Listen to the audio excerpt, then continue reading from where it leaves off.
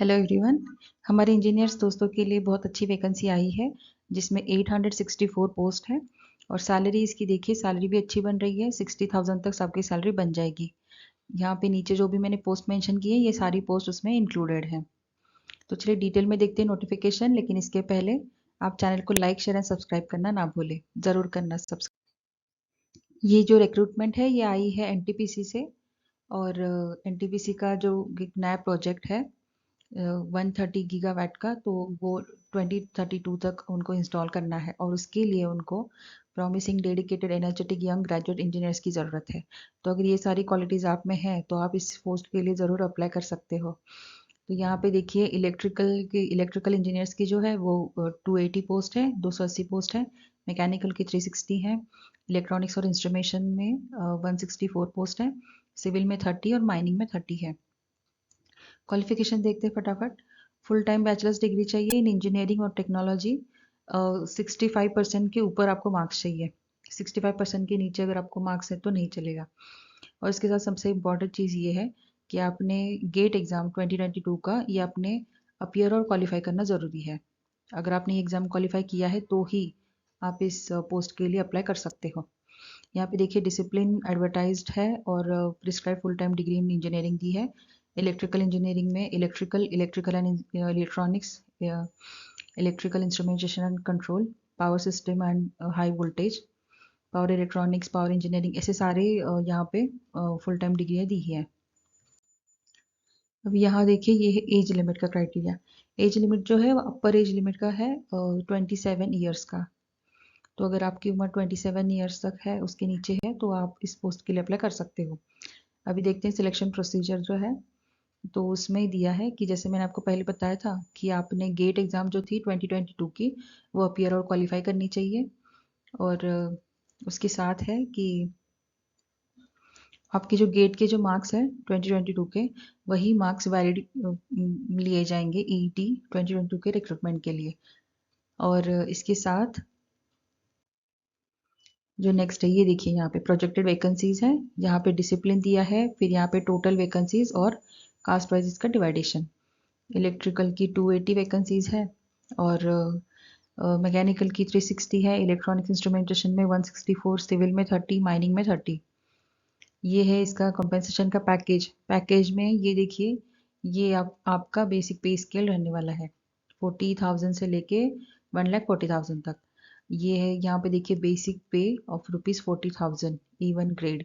तो यहाँ पे आपको ऊपर डियरेंस अलाउंस मिलेगा, अदर परक्विजिट एंड अलाउंसेस मिल जाएंगे, टर्मिनल बेनिफिट्स मिल जाएंगे।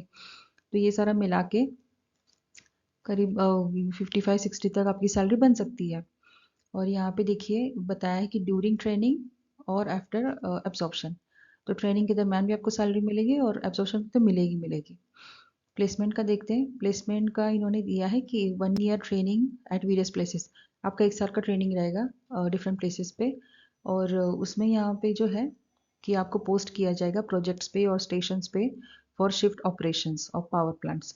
तो आपको शिफ्ट में भी काम करना पड़ेगा, नाइट शिफ्ट में भी या डे शिफ्ट में।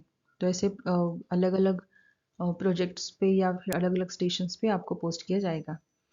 यहाँ पे रिजर्वेशन एंड रिलैक्सेशन के बारे में दिया है।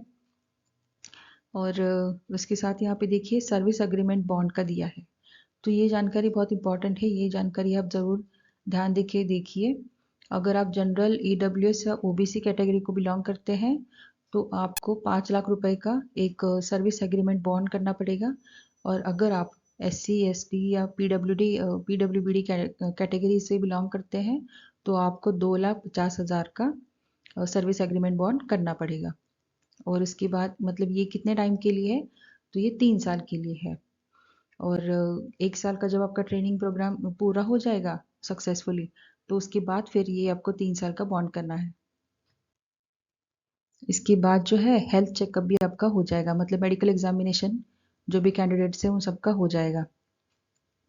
और उसमें कोई मतलब रिलैक्सेशन नहीं है, अगर आप मेडिकली फिट नहीं हो तो आपको सर्विस में नहीं लिया जाएगा। यहाँ पे है हाउ टू अप्लाई दिया है। अप्लीकेशन तो आपको ऑनलाइन ही करना है। और यहाँ पे ये जो वेबसाइट है careers.ntpc.co.in या फिर दूसरी वेबसाइट है, मतलब यही है www.ntpc.co.in। तो ये वेबसाइट पे आपका गेट 2022 का रजिस्ट्रेशन नंबर जो है वो आपने डालना है। उसके बाद आपको यूनिक रजिस्ट्रेशन और एप्लीकेशन नंबर मिल जाएगा और उसके बाद वो सारा फिल करने के बाद आपने रजिस्ट्रेशन स्लिप की प्रिंट आउट लेनी है।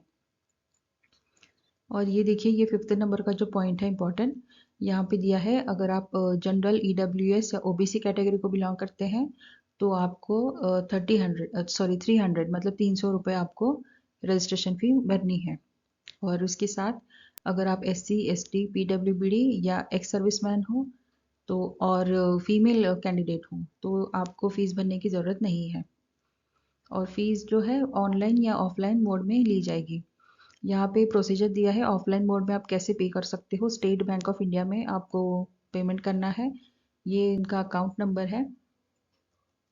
उसके साथ यहाँ पे दिया है कि आप ऑनलाइन कैसे पे कर सकते हो, तो ये भी यहाँ पे सारी जानकारी दी है। नेट बैंकिंग के द्वारा, डेबिट कार्ड है, क्रेडिट कार्ड है, तो ये सारा कुछ आपको यूज़ करके आप ऑनलाइन पे भी कर सकते हो।